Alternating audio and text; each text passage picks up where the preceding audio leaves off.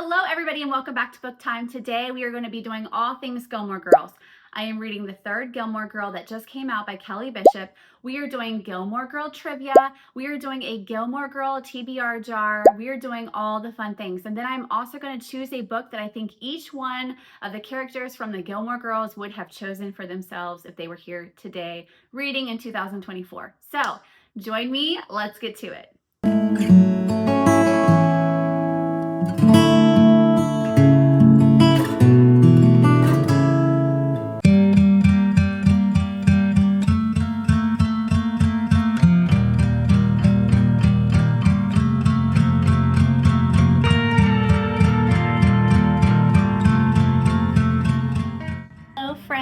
I am so excited about this cozy vlog because I have been anticipating this book for such a long time. It is going to be so wonderful.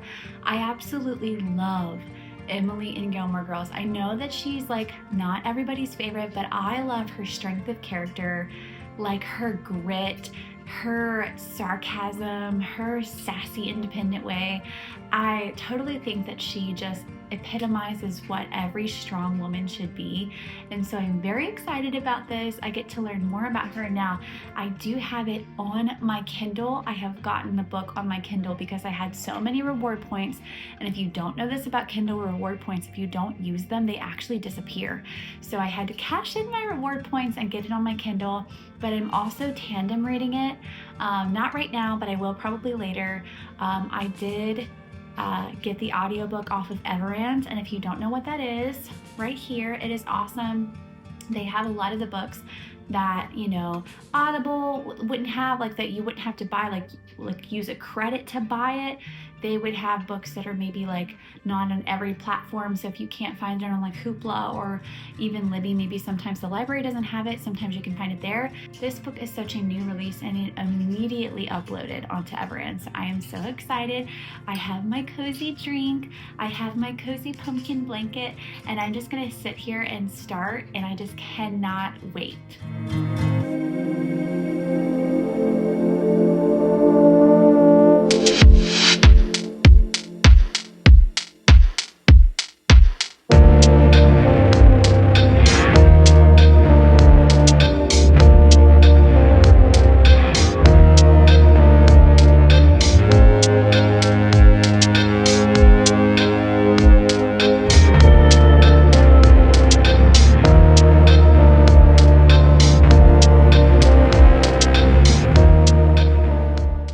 Friends, I'm gonna do a little check-in. So far, I absolutely love this book. It is narrated by the beautiful Kelly Bishop herself, and there's a funny story kind of at the beginning that talks about how like Kelly Bishop isn't even her real name. Her real name is Carol, and there's like a whole story that's very quirky behind that, and you find it out kind of early on, which is really fun. So I did not know genuinely anything about Kelly Bishop, and so this has been so cool. I have been realizing that so much of her amazing pizzazz in real life was written into the show. So for example, she is a professional dancer, and what really drew her to dance was actually, that's my cat, was actually ballet. And ballet is like her dream. It was her dream. Okay, hold on. I gotta get my cat some food. Where were we? So the cool thing about the fact that she is a dancer is that like she was most drawn to like ballet, and it's actually kind of something that came to her as an escapism from her real life because she was struggling with a lot of issues with her childhood, growing up with like a really bad father, and you will hear about that kind of early on. But she started dancing and it became like her obsession, and her mother actually traded piano lessons to get her into dancing, and she danced with like these amazing Russian professional ballet dancers who taught her. Well, so many things come to mind. Number one, do you remember when she's hosting a Russian ballet dancer as like a foreign exchange for, I think, the Daughters of the American Revolutions, the DAR, and I think his name is something like Russian, Romanov or whatever. So he's here, which I thought was really cool. That's kind of like a real life thing that they put into her script. Another notable thing is, do you remember when Rory is staying there, and I think it's like right before she goes off to college? Emily is making Rory and Lorelai watch, well actually it's just Rory, making her watch like hours of ballroom dancing, and like she's commenting on all the dancing and she's talking about it in depth, and like she was a dancer in real life. So that's what's so cool about it, is that she loved it in real life. And you get to know that more in the book, which was really, really cool. So those things are like what brought to mind, like, oh my gosh, they're actually writing into her character things that are real in her real life. Another notable thing that I have already found in this book is that Kelly Bishop in real life is a major pro-con list person, which, if you remember, Rory is all about pro-con lists every day, all day. And so in real life, that is her situation. She does a pro-con list for everything. Another notable mention, and this will blow your mind. One of the things that I think attracted Kelly Bishop to the script of Gilmore Girls is that her grandmother had like a similar situation. I think it was either her great grandmother or her grandmother, to where like she got pregnant at like 16. And so it's like literally like the same storyline. So already you're just finding so many things that are similar, which I really love about her real life personality and her real life interests versus what we see on screen kind of intertwined in the script. Another thing I thought of is that when Emily and Richard renew their vows, they have like this amazing epic dancing scene. It's sweet, and that's like real. She really knows how to dance. She's like a professional, amazing dancer. So I just thought it was so cool that like they put so many of those things in her real script.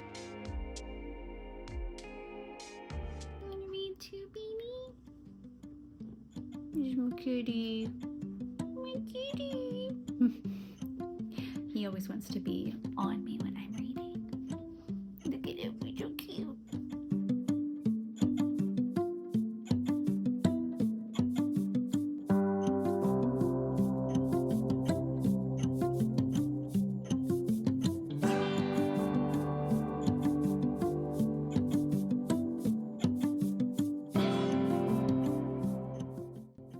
Me and Beanie have updates.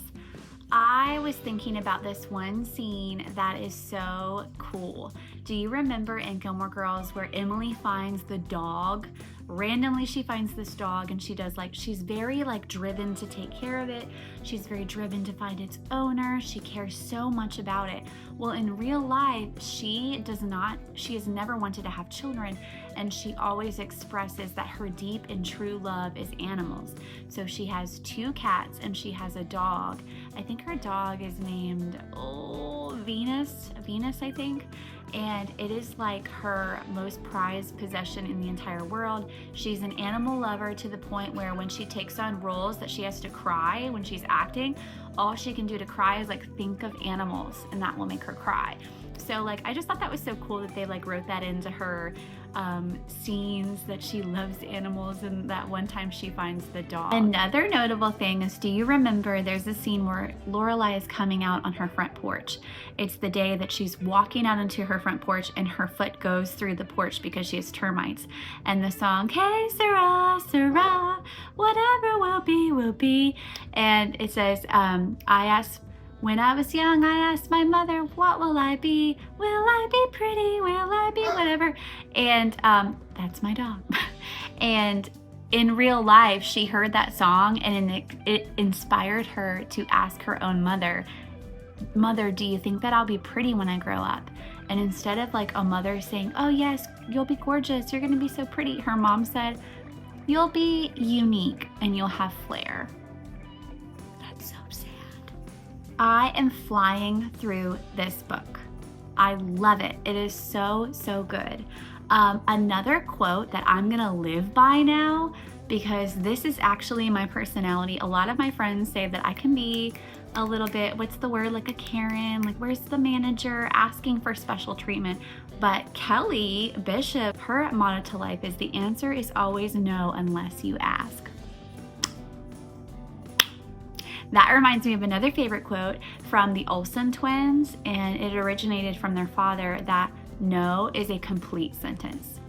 You do not have to qualify, justify, or validate a no. It is a complete sentence. And those are my two favorite quotes right now. Once again, the answer is always no, unless you ask. All you people out there like me that are like OCD and they want what they want, and they want, not in a rude way, don't get me wrong, they don't want it in a rude way, but they just want to ask, because what's the harm in asking? I do this all the time. If I think I can get special treatment, not in like a mean way, but like if there's something that I could get that maybe wouldn't be a big deal, like why not ask? Okay, so I had to get even cozier. I don't know if anyone knows about the Comfy, but this is a wearable blanket, and if you're like me and you get cold all the time, this would be absolutely perfect for you. So don't even think about it, just go on Amazon and pull the trigger. But I'm going to start the portion where I'm going to be listening and tandem reading audio and Kindle.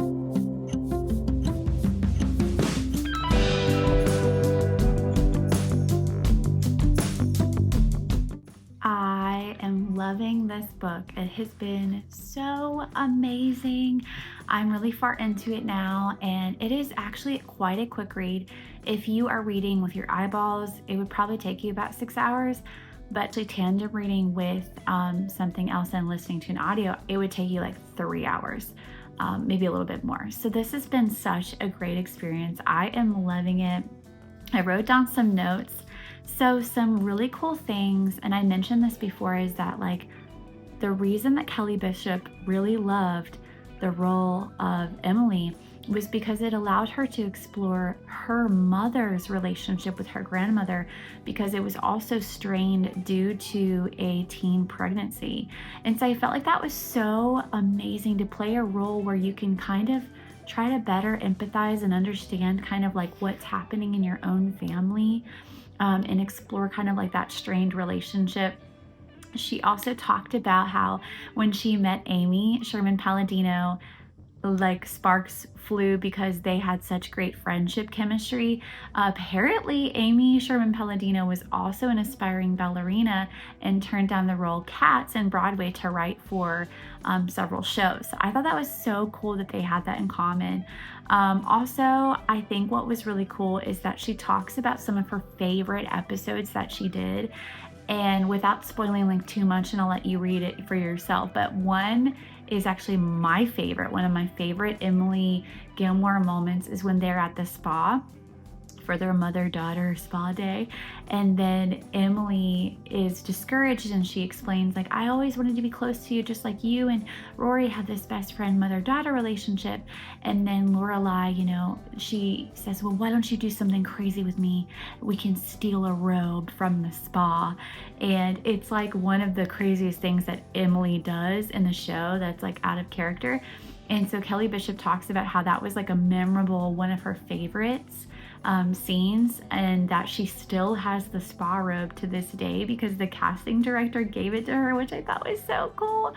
I also love just her comeback at it attitude. She keeps saying, she has a quote that I wrote down, any job that she didn't get, she was like, you know, if it's meant to work out, it will. If it's not, it will free me up to do something that I'm meant to do. And I just thought that was such a great mantra and like way of living. I just thought that was such a great quote and just a great perspective on life, that, you know, if it's meant to be, it will be. And if it's not, then it will free us up to do things that we really enjoy and we really want to do. And so I thought that was really cool. Another thing I loved hearing about was how she really talks about her relationship with Rory's grandpa, Richard. And she talks so endearingly about him.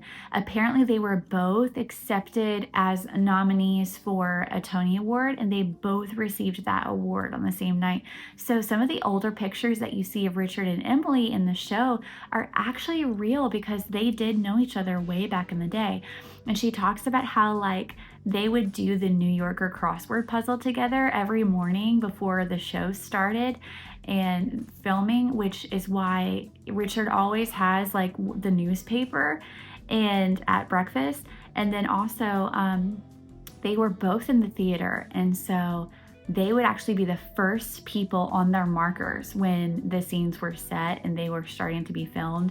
They would sit there and wait for the other actors and actresses to come in, because theater people, they believe that when someone says, okay, set up for the scene, like they're immediately on their cue, whereas actors and actresses know that the scene can't be filmed unless everyone is there. So I just thought it was so cool. And the most heartbreaking of all of this is that whenever Richard in real life, and I forget his name is eluding me, Ed Hart maybe, I forget, when he is actually dying and passing away of brain cancer and he's on hospice, his wife, Spar, I think her name was, reached out to Kelly Bishop because she knew they shared kind of an intimacy or like a friendship, close relationship from being on the show so many years, and she allowed Kelly Bishop to share his last few moments with him.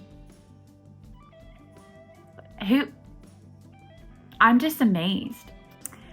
I have finished the book and I absolutely adored it. It was such a great read. I read it in just an evening. I read it on my Kindle tandem reading with my audiobook that I got from Everand, so please check that out. It's right here. And I just adored this story. It was so cool to just kind of get like a deep dive into the life of Emily Gilmore, but like the real life. And I learned so many things about the show, and I learned so many things about her personal life that were interwoven into the show. And I just absolutely thought it was just the most perfect. So I gave it a 4-star.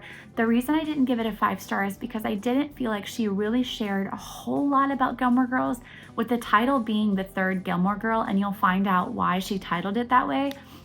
For the book, you kind of get this impression that you're going to get a lot of backstory about the show, and there's going to be a lot of juicy tidbits and stuff, but I really didn't feel that way. There was like, probably she touched on the show like the least of most things. She went over her theatrical kind of like cinematography background, her a whole list of work and different things she did, which was really impressive and really cool.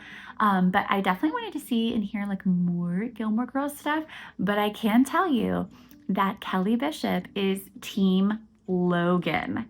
Now, for the sake of spoilers, I'm not going to tell you who she is team for in the Luke and the Christopher and the Max world of Lorelai Gilmore, but I am going to tell you Kelly Bishop was Team Logan, everybody, and all of those Jess lovers out there are going,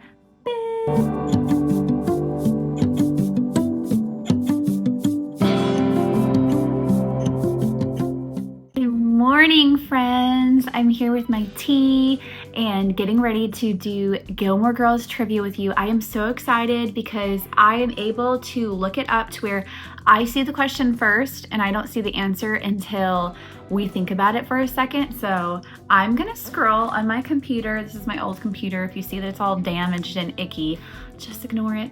But here we go. Are you ready? We can do this. I believe in us. Okay, the first question is, who speaks the first line of the series? I'm gonna say it is Lorelai, because she comes in with her coffee cup and she's like, coffee, coffee. And then Luke says, you know, how many have you had? And she says, none plus 10 or something. So I think it's Lorelai. Let's see if I'm right. It's Lorelai. She says the first line of the entire series is, please, Luke, please, please, please. Okay, next question. Okay, which journalist does Rory idolize? Christina Amanpour. Yes, because she is a travel journalist and she wants to be just like her. Okay, let's see if I'm right. Yes, I am. Yay! We did it! Okay, are you ready for question 3? How old was actress Kiko Agena when she was playing Lane Kim? I have heard folklore that she was quite old, so I'm gonna say 30. 30. Let's see if I'm right. She was 26. She was 26 playing a high school student. If I could look that young forever, I would love it. All right, let's move on. Which major character was originally scripted as a woman? Major character was scripted as a woman? Major character. I'm gonna say Kirk, but I have no idea.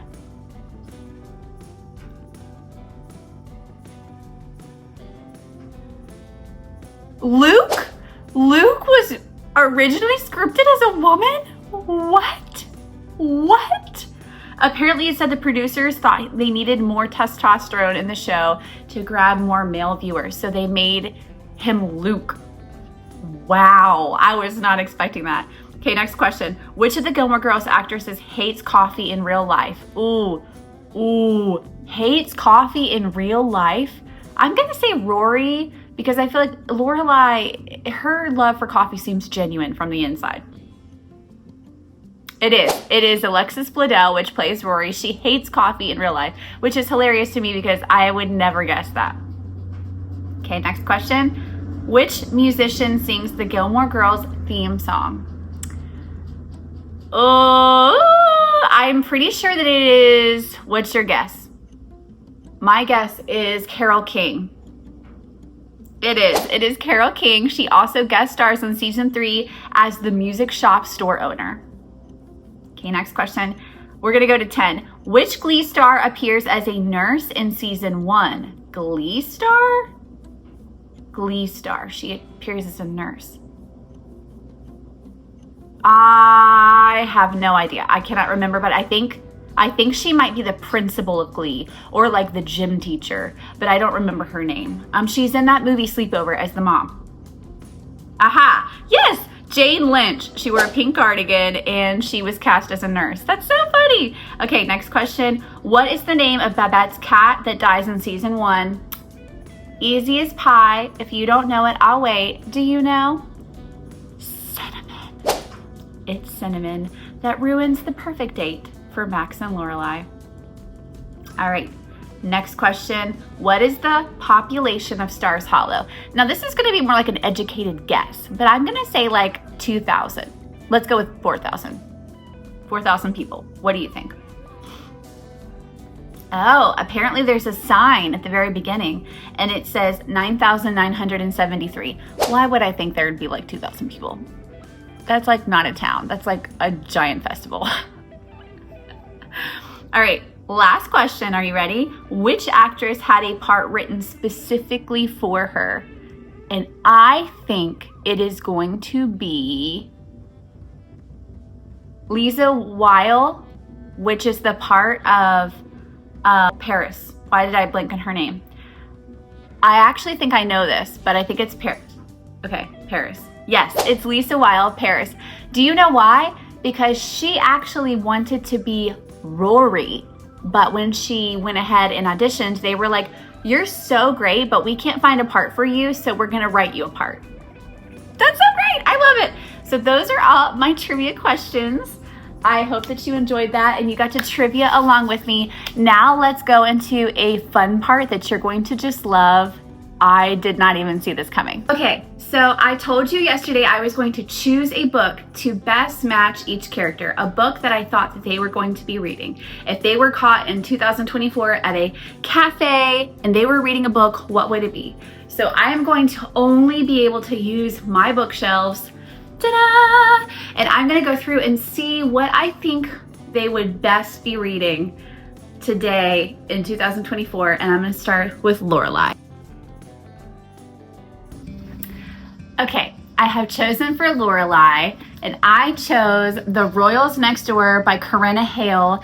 Why do I think Lorelai would be reading this? Number one, she likes to kind of make fun of rich people. She's intrigued by them. So I think she would be watching them like this girl who is watching this prince and princess that moved in next door. And I think she'd be curious as to like what they're doing and like be staking them out to make fun of them. I also think that she would be loving the humor in this book. And she also loves celebrities. She talks about like different celebrities in the show, kind of like she's a pop culture nerd. So I think she would really enjoy like celebrity status people moving in next door. And I think she would find this to be a really great read. So I'm gonna say this one. All right, let's just go in couples. Let's go with what Luke would be reading. What do I think Luke would enjoy reading? Let's go. All right, I'm kind of going out on a limb because I don't really know, but I think maybe that Luke would be a cozy man.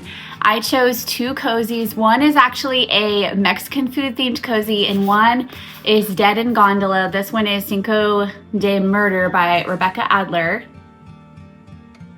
And then this one is Dead in Gondola. There's also one by Amanda Flower. That's a diner one, I think it's called. So maybe he'd be a cozy guy because he doesn't seem like somebody who would really like anything else. He wouldn't like domestic thrillers. He would enjoy like a food cozy for obvious reasons. All right, what do we think Rory would be enjoying today?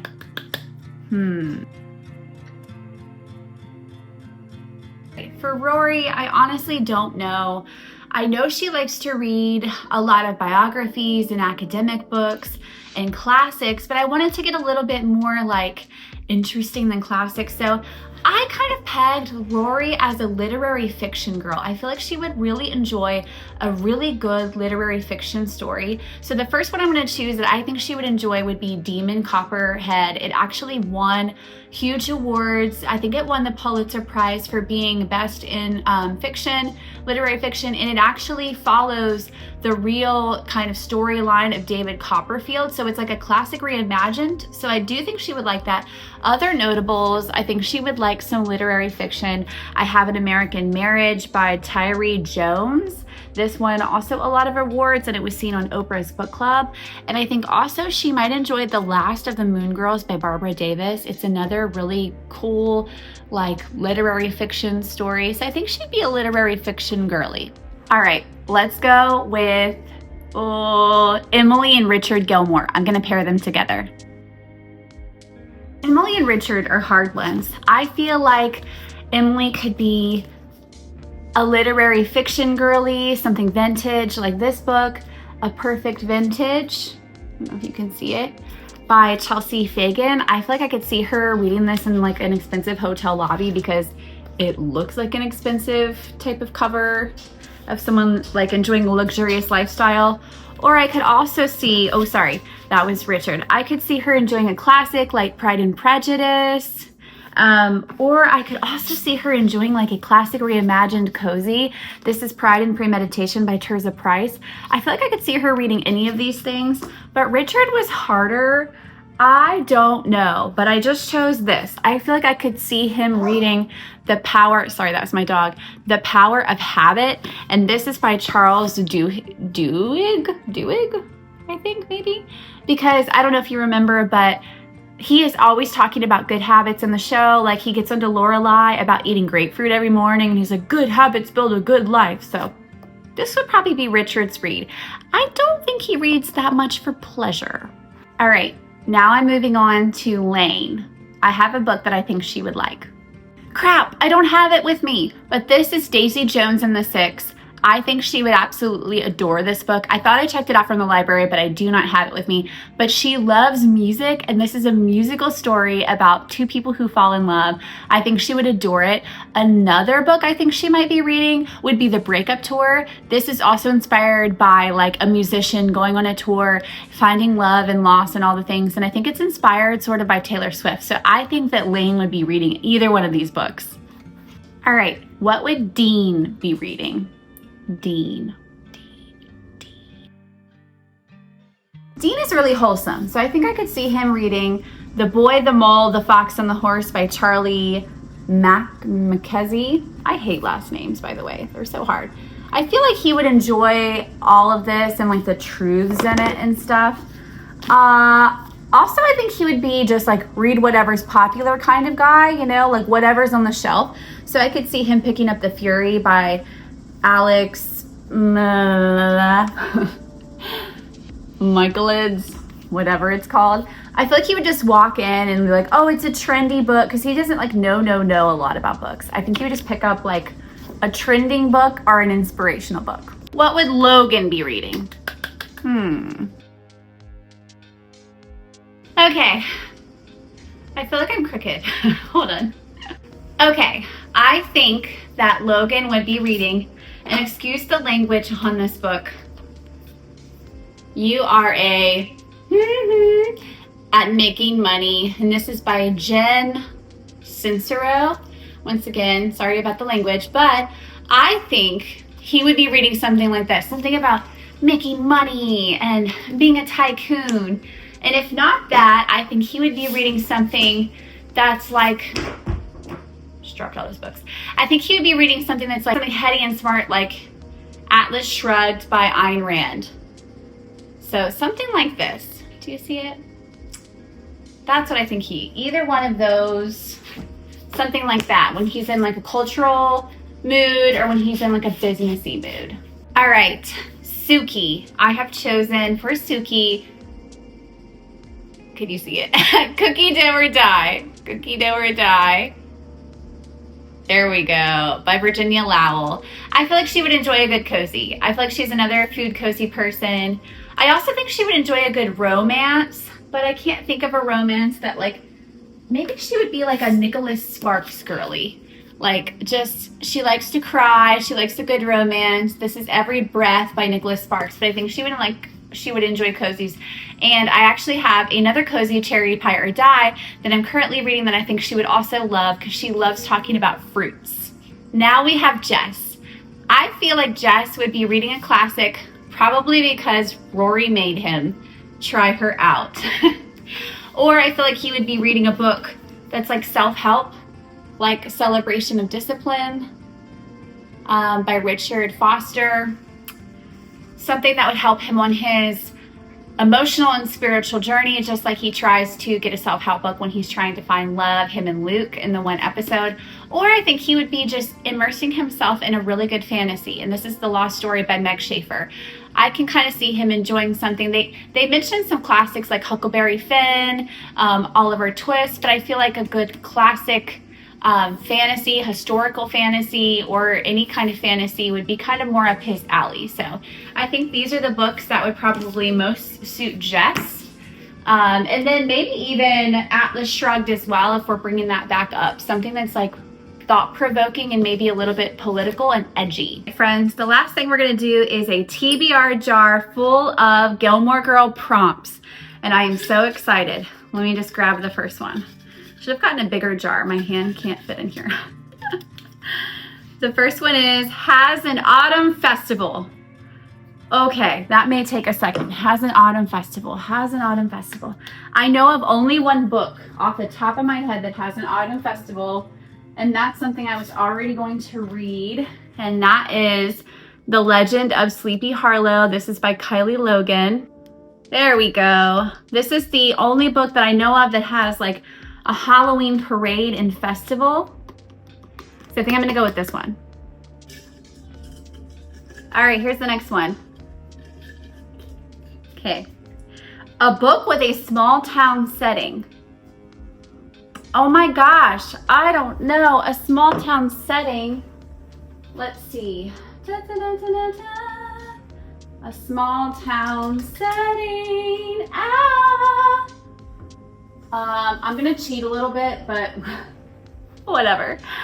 This is a small town setting because the setting is a fictional town that this girl, she falls into this actual novel story. It's like a fictional town and the author has not finished writing the book. So I would say like a novel love story by Ashley Poston because it's a small town and it's not even real. It's kind of cute and quirky.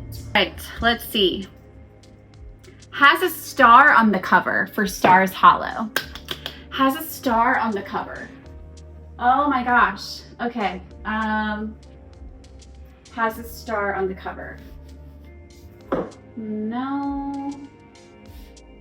So I have 3 possibilities. Let me show you backwards. A Song to Drown Rivers by Anna Ling. It has some stars on the back. Serpent and Dove by Shelby Mahern. It has stars or like glitter. Let's just call them stars. And then last but not least, A Sorceress Comes to Call by T. Kingfisher. It has stars, but most notably this one on the front. So all those are stars. All right, here we go. Friends to Lovers. Friends to Lovers. Okay. Nobody is talking about this book and I don't know why, and so I'm excited to show you this one. You know exactly what I'm choosing. The Friendship Study, and this is by Ruby Barrett. I don't know if you can see it. Is it focusing? You see it now? This book is really cool because it's actually a study on friendship. They put people in a romantic environment with a past and like ask them not to get romantically involved, but obviously that's like a recipe for disaster. So I think this book would be perfect for that prompt. All right, we got 2 more. Okay, here we go. A Dog on the Cover for Paul Anka. Ooh, a dog on the cover. I don't know if I have anything like that. Let's see. Maybe in my cozy section. Dog on the cover. I'll add in, because I showed you this one already, I'll add in another notable. So dog on the cover. I think this will be really cute for fall. But also I have this one, which is Cinco de Murder by Rebecca Adler. I think it's first in the series of A Taste of Texas Murder. I have another one in the other room, but this one will do for now, and the other one I chose. Only one left. Okay. Set at a university. I don't even have to think about it. Give it our history. This one. I'm reading it currently on Hoopla, and it is absolutely fabulous. Here we go. A book with a coffee lover in it. A coffee lover. A coffee lover for Lorelai. Let's see. All right. Coffee. Let's think about it. Coffee. Aha! I know exactly what I'm gonna choose. Yay! The follow-up to Legends and Lattes, for obvious reasons. The main character, Viv, she loves coffee. She decides to leave her life as a warlord and pursue her dream of opening a coffee shop. And this is the second in the series. See if you can see it. There we go.